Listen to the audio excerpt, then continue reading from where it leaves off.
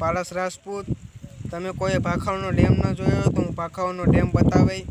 અત્યારે હું સૌ વાડીએ અને હું તમને ભાખાવનો ડેમ આગળ જઈને બતાવું। ચાલો પૂરા વિડીયોમાં બન્યા રહેજો।